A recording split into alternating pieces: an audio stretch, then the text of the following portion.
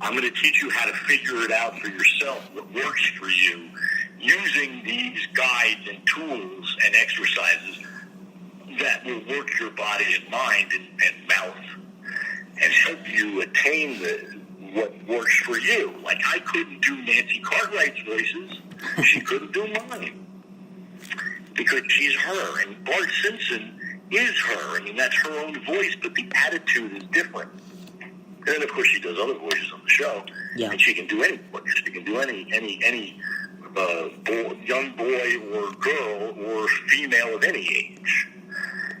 But she couldn't do this. You know, I can do this. I can talk like a kid. You know, I can do Elroy or whatever. But, oh, Father, you know, I can do doggy. But that's not Bart Simpson. No. Bart Simpson's voice, unlike Dawes, Dawes is a man playing a boy. She's a woman playing a boy. So I would have to be a woman to be able to try and figure out how to do her voice, you know. And she has a very specific personality that she's given that character that isn't written there initially. She sees a picture and they ask her to do a voice. And that's the voice she comes up with because she sees a picture of a kid. Yeah. You know. Yeah, it's interesting voice acting. You could just go all different ranges, you know, but you have to bring your own personality to it as well. Yeah, I'm telling you, that's why, you know, like with the voice print, you can tell the difference between Mel Blanc and Dawes Butler and Don Messick, and their personalities in real life sort of bleed over. Like, because, for example, Dawes Butler was a very quiet man, very gentle, and sort of took a lot of garbage from other people that were bombastic, and he would, you know, acquiesce, kind of the way Huckleberry Hound did. You know, how y'all doing? You know, and he's very relaxed, even though something bad's happening. Yeah. That was Dawes in the studio. You know, it was just, hey, you know, in his own voice, hey guys, I'll do whatever you say, you know, because I want to make everybody happy. That was Dawes. Don Messick came in the room, didn't say hello to anyone, and was so invested in his script and so serious that he just sat there and read his lines over and over and over to himself and ignored everybody until they recorded. Because he was very serious. Dawes was a little more relaxed and laissez-faire. Paul Frees would come in the room like he was Orson Welles, with a big, you know, waxed handlebar mustache and an ascot, and a blue blazer, and he'd come in and say, "Good afternoon, ladies and gentlemen. I'm here. Sorry I was late. I am Paul Frees. I think I'm Orson Welles, you know." Clarence Conley would walk in the room similarly as if he was John Barrymore. He had this John Barrymore complex. So he would come in the room and he would speak. "Hello, good morning, ladies and gentlemen. I'm so glad to be here." He'd roll his R's. You know, it's like, okay, you can relax now. You know, he's performing it. He comes, you know, in the roof, the door bursts open, and he's got a you know, a scarf around his neck when it's 85 degrees. You know. Oh. You must protect the voice, you see. I'm Hans Conrad. And then Howard Morris, I sat in on some Jetsons, and he was playing the nervous bus driver. And he's a nervous kind of a guy. He's like a little twitchy guy. He's always trying to make people laugh. And he was telling jokes and being very childish and stopping the recording and had everybody laughing. You know, like everybody, the director was telling him to be quiet the whole time. So I actually had Howard Morris to my left, and then I had Mel Blanc was sitting to my right, and he was chain smoking. It was like 1985, 84 maybe, and second series, and Mel was the only one in the room smoking. And he had an ashtray and a couple of packs of cigarettes, and he just lit one after another and smoked the whole time while they're recording. He's smoking. He's doing Mr. Spacely, and he's smoking. Yeah, that's why. I think that's why he waits. Jetson, fire! Because he's got to take a sick. Got to learn that. He's smoking. So every one of them had a different personality. They were all wonderful people. Penny Singleton, wonderful lady, sweet lady. Jean Vanderpyle, wonderful lady. June Foray, the best. These are wonderful people. And part of it is that you're working on this joyful material, and everybody's laughing at each other, and it's like a party, and they're recording it. Yeah. It was. I was like, I forget. In '84, I would have been 25 years old. And there I am sitting there, Dawson's across from me, Penny Singleton. Everybody's there except George O'Hanlon because he was not well and they recorded him separately. I think he was legally blind, so they had to help him. But they thought it would slow things down. I think it was a mistake. They should have had him there. It's actually slowed things down having him not there because his lines weren't being read by anybody, you know what I mean? But that's what they chose, so he wasn't there. But all these wonderful people, and I think, it takes a while to record these things. It took about 4 hours to do a half-hour show. But that's with rehearsals and lunch and breaks and, and retakes and such. And let's cut, let's go back a line, those kinds of things. So eventually you got through it. Probably about 4 hours, but I had to be quiet the entire time and be invisible because I really wasn't supposed to be there. I wasn't doing voices. I was there because Dawes Butler asked, "Hey, can I bring the student with me?" And sure, as long as he doesn't speak. So I just sat there very quiet the whole time. And I learned, you watch. My advice, if you want to be a voice actor, shut up and listen. How's that for a bumper sticker? Yeah?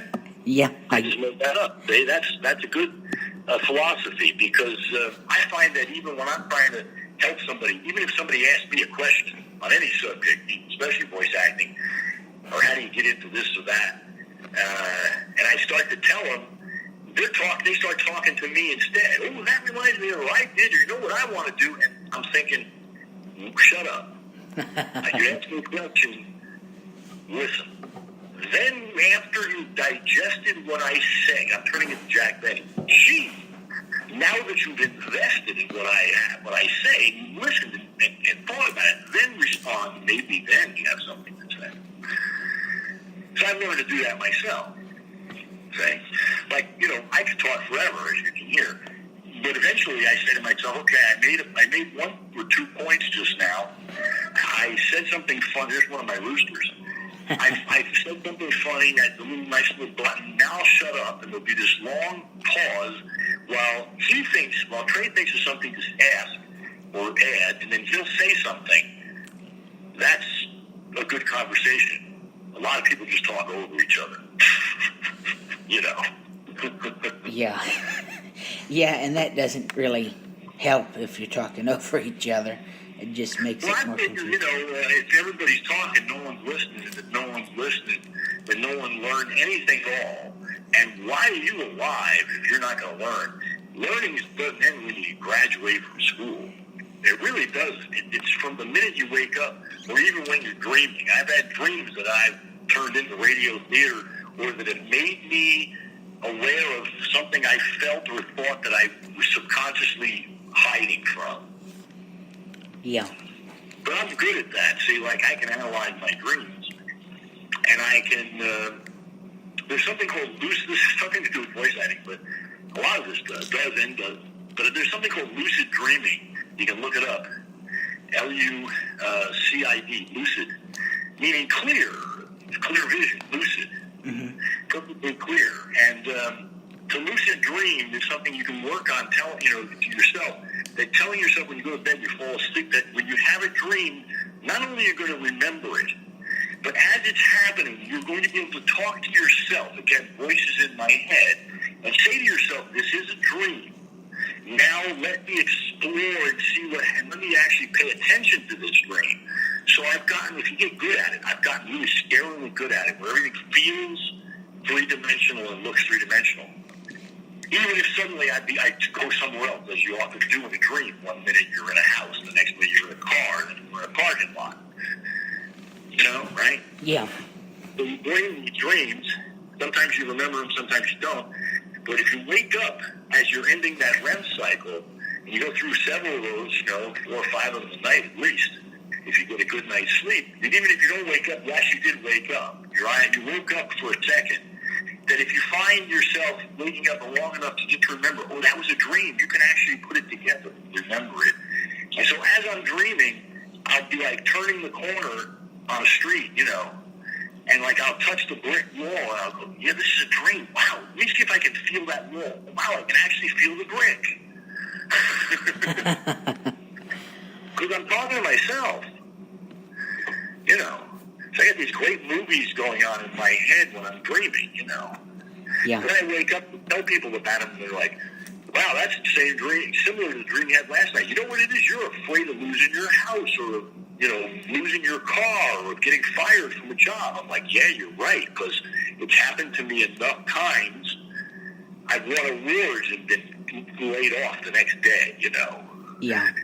I've worked at radio stations and had 2-page articles written about me, and then they took me off the air, Which, again, is this institutionalization of entertainment where if you get too much attention brought to yourself, you're a liability after a while because they're afraid you're going to ask for a lot more money or they're going to have to give you something they don't want to give you.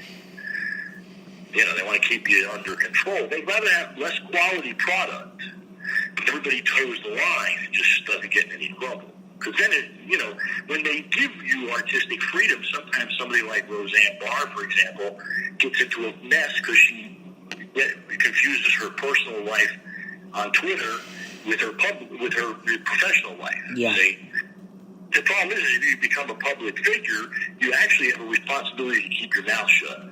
Yeah. And let the paparazzi say whatever they want about you, and let them take pictures of you in the bikini picking your nose, with your belly hanging out, or whatever it is.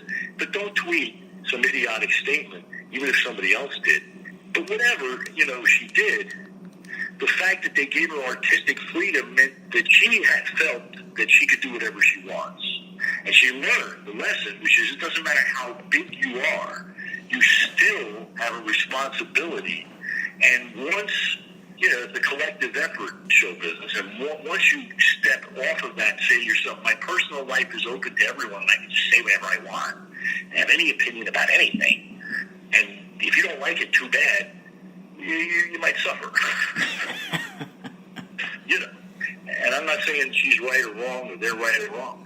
But again, it's a symptom of the disease, institutionalization of this corporatization of entertainment, where there's too many big heads who have too much invested, and they have stockholders who want more money next year than they had this year. They want, look, Joe Barbera, it's been happening forever. Joe Barbera, when he left MGM, the last Tom and Jerry cost $50,000 to make. It was 7.5 minutes. Ooh. All right, a 7.5-minute Huckleberry Hound cartoon 2 years later cost $5,000. Yeah. That's called tightening your belt, but we want the same product, And Joe Barbera had to figure out how to do that, which was, of course, using what they call now limited animation, but he saw it as just posing, just taking out some of the in-betweens of the poses so that the eye tricks you into seeing it move anyway, even though it's only 2 different frames that went back and forth instead of 6 or 8, And the lushness of the Tom and Jerry's didn't need voices. But once you strip it away and the limited animation becomes, it's more like radio with pictures. Yeah. which is why he hired radio actors, see. And I would advise anybody who wants to be a voice actor, even a serious one, a comic one, whatever temperament you're good at, or both,